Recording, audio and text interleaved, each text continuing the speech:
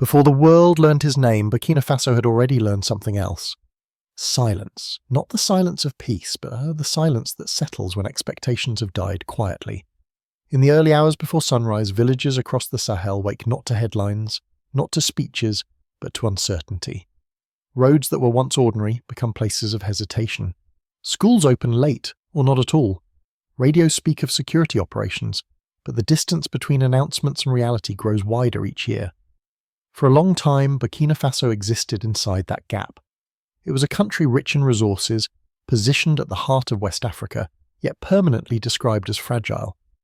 Every report used the same language: instability, dependency, assistance, partnership. The words changed slightly, but the meaning did not. Solutions came from outside, decisions were explained from afar, and responsibility was always deferred. To many observers, Burkina Faso was not a country making choices. It was a country reacting to them. Over decades, governments rose and fell, agreements were signed, military missions arrived with clear mandates and unclear outcomes. Each intervention promised improvement, and each extension quietly admitted something else: that control was partial and time was running. But what rarely appeared in reports was the effect of waiting. Waiting changes societies. When people wait long enough for protection, they stop expecting it. When they wait long enough for reform, they stop trusting promises. And when they wait long enough for others to decide their future, something harder to measure begins to erode. Not hope, dignity. By the time the name Ibrahim Traoré reached international headlines, this erosion was already advanced. The conditions that would make his rise possible had been forming for years, beneath the surface, unnoticed by those who measured stability only through formal channels. This story does not begin with a coup, it begins with fatigue. Fatigue with explanations that never arrived at results. Fatigue with security strategies that expanded on paper while shrinking on the ground. Fatigue with the idea that sovereignty could be postponed indefinitely, as if it were a luxury rather than a necessity. In that environment, power does not announce itself loudly. It accumulates quietly, and when it finally moves, it does so not as an event, but as a consequence. What happened next would be described in many ways: a rupture, a gamble, a risk. But to understand it, one must first understand what came before it. Because the most dangerous moment for any system is not when people protest loudly, but when they stop asking politely. For years, Burkina Faso was described as a state in transition, a country moving forward, but never quite arriving. On paper, the frameworks existed, elections were organized, partnerships were renewed, security strategies were revised and expanded. Each adjustment suggested progress. Yet on the ground, daily life followed a different logic. In rural areas, distance mattered more than policy. A school without teachers was still listed as open. A road secured in reports remained dangerous after sunset, and a village protected by agreement learned to rely instead on habit and caution. Waiting became routine, not waiting for prosperity, but waiting for normality, for the ability to move without calculation, for the assurance that tomorrow would resemble today rather than deteriorate further. As insecurity spread across the Sahel, Burkina Faso found itself increasingly framed as a frontline. Assistance arrived in the language of urgency, but always with conditions, timelines, and priorities shaped elsewhere. The country was not invited to define the problem, it was expected to manage it. This dynamic created a quiet contradiction. Externally, Burkina Faso was portrayed as a recipient of security. Internally, its population experienced the absence of it. The longer this gap persisted, the more credibility weakened. Trust did not collapse suddenly. It thinned. Institutions continued to function, but belief in their effectiveness eroded gradually, like soil after repeated droughts. Among the armed forces, this erosion carried a different weight. Soldiers were deployed repeatedly, often under shifting mandates, with limited equipment and uncertain political backing. Operations were announced with confidence, but outcomes were measured in ambiguity. Success was declared, even as territory remained contested and communities displaced. Over time, frustration replaced discipline. Not open defiance, but a growing sense that sacrifice was being managed rather than resolved. That effort was being absorbed by a system designed to contain problems, not to eliminate them. For the civilian population, the effect was quieter but no less profound. Adaptation replaced expectation. Communities learn to negotiate with instability rather than demand its end. This is the moment many analyses overlook. Change rarely begins with ideology. It begins when endurance reaches its limit. By the early 2020s, Burkina Faso was not collapsing. It was suspended, maintained by external frameworks, stabilized enough to persist, but unable to recover. In such conditions, continuity itself becomes a form of risk. Because when a system survives without improving, the question eventually shifts. Not how do we fix this, but why do we accept it? That question did not emerge in public squares or political debates. It surfaced in conversations among officers, civil servants, and citizens who had watched the same cycle repeat without variation. What followed was not inevitable, but it was increasingly probable, and when probability reaches a certain threshold, events stop surprising those who live inside them. The next phase of this story would not begin with a manifesto or a national address.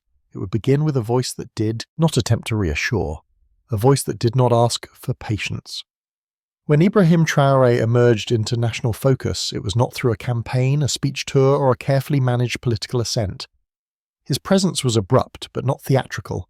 He did not arrive as a symbol crafted for public appeal. He arrived as a consequence of an internal recalculation. At the time, Traoré was a junior military officer, relatively unknown outside professional circles. He did not carry the weight of an established political network, nor the legitimacy of long-standing public recognition. What distinguished him was not charisma, but timing. And timing in moments of institutional fatigue is decisive. Unlike leaders who promise transformation through vision, Traoré's early posture was defined by refusal. He did not frame his rise as a solution to every problem. He did not speak in the language of reconciliation or gradual reform. Instead, his statements emphasized limits. Limits to patience, limits to dependency, limits to externally defined security priorities. This approach unsettled observers for a simple reason. It reversed the usual direction of explanation. Rather than justifying actions to external partners, Traoré framed responsibility inward. Security, in his view, was not something to be outsourced indefinitely. Sovereignty was not an aspiration to be negotiated at a later stage of development. It was a prerequisite. This position did not require rhetorical excess, its strength lay in contrast. For years, Burkinabe leadership had spoken carefully, balancing internal pressures with international expectations. Traoré did not attempt that balance. He accepted the asymmetry openly, acknowledging that rejection would follow. That acceptance mattered. Because in political systems under strain, legitimacy does not always emerge from consensus. Sometimes it emerges from clarity, from the willingness to articulate what others avoid stating plainly. Still, it is important to avoid simplification. Traoré did not invent dissatisfaction, he did not create insecurity, and he did not act alone. His rise reflected a broader shift within segments of the military and civil society. A belief that existing frameworks were not merely underperforming but structurally constrained. That improvement within them would remain marginal. This belief did not guarantee success, it only justified risk. And risk, once accepted, changes behaviour. What made Traoré's position particularly sensitive was not his age or rank, but the implications of his stance.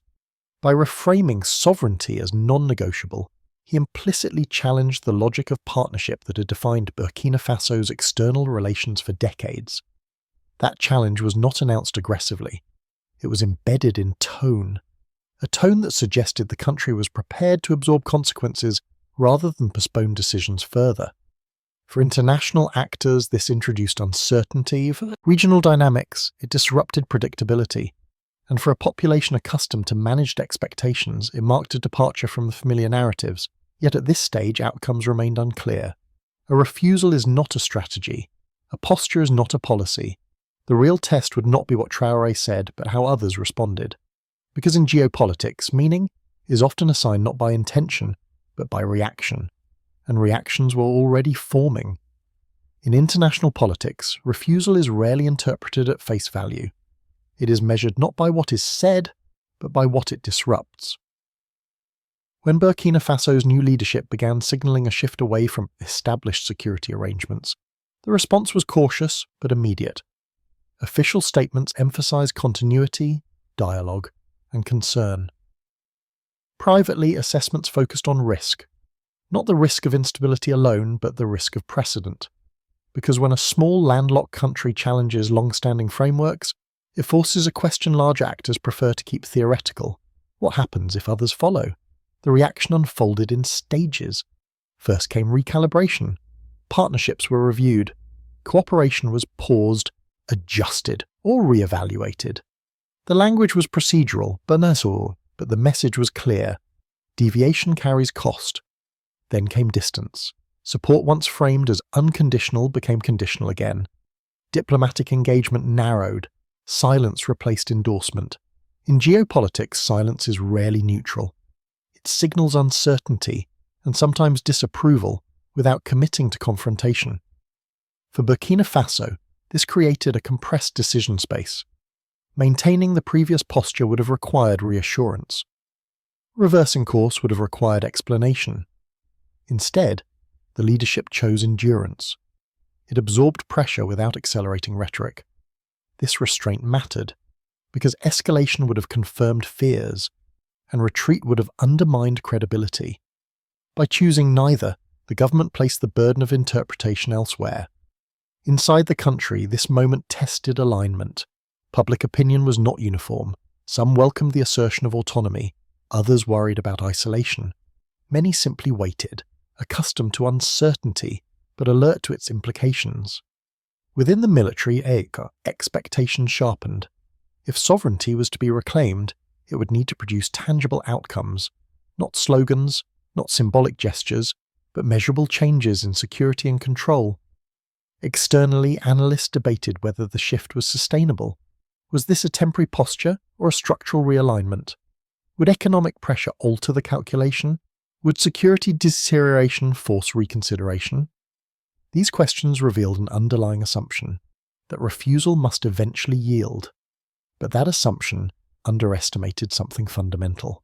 The decision was no longer purely strategic, it had become psychological. By refusing to frame sovereignty as negotiable, Burkina Faso altered how pressure functioned.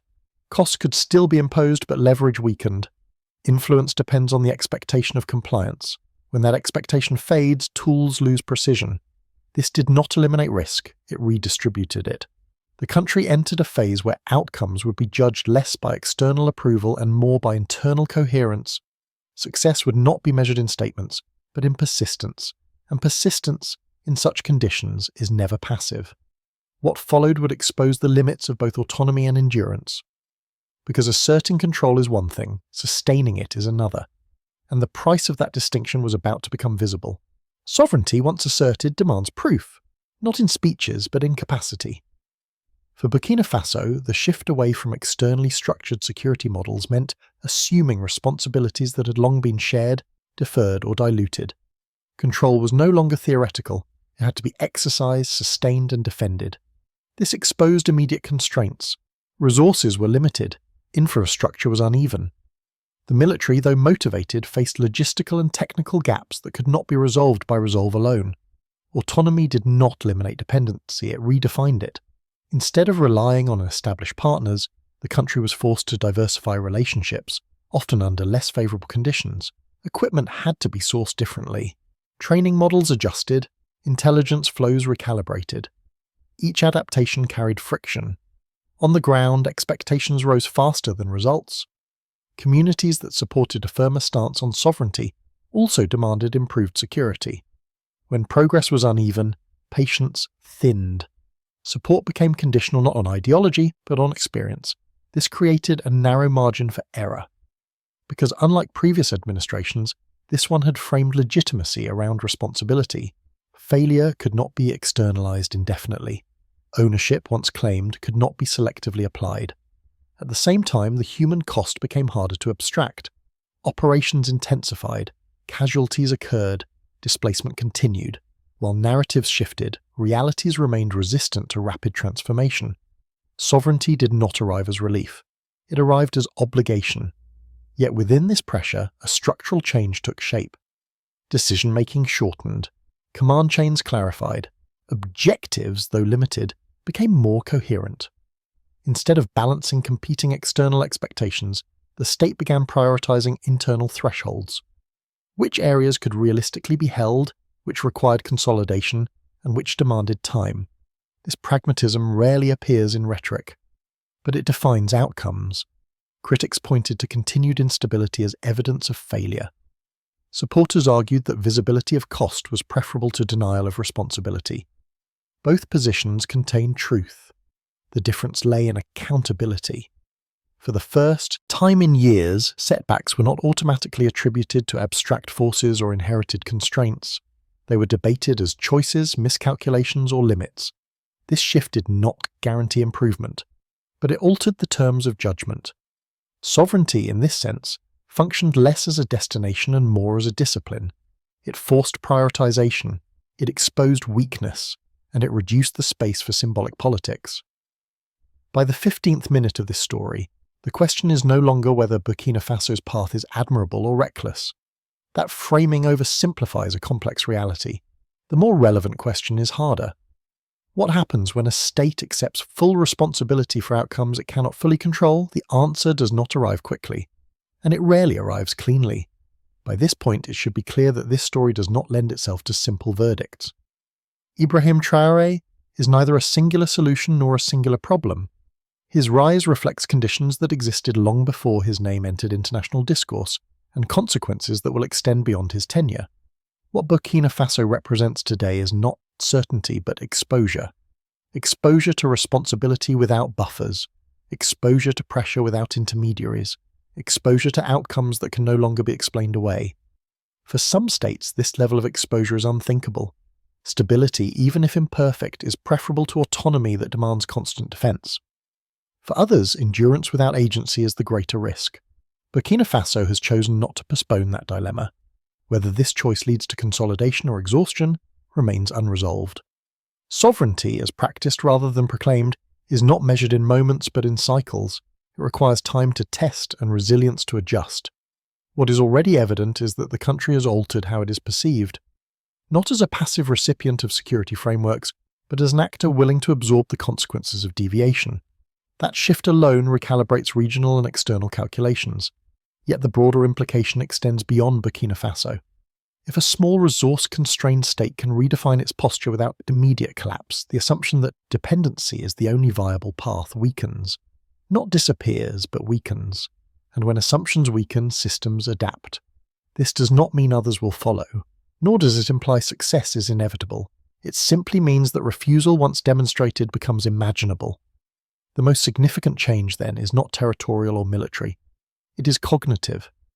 The idea that sovereignty must wait until conditions are perfect has been challenged by a reality in which waiting itself carried cost. Burkina Faso did not resolve that contradiction. It chose to confront it. Whether this confrontation stabilizes or destabilizes the region will depend not on declarations, but on persistence, adjustment, and limits. Those limits have not yet been reached. And that is why this story is unfinished. Not because answers are missing, but because the question remains open.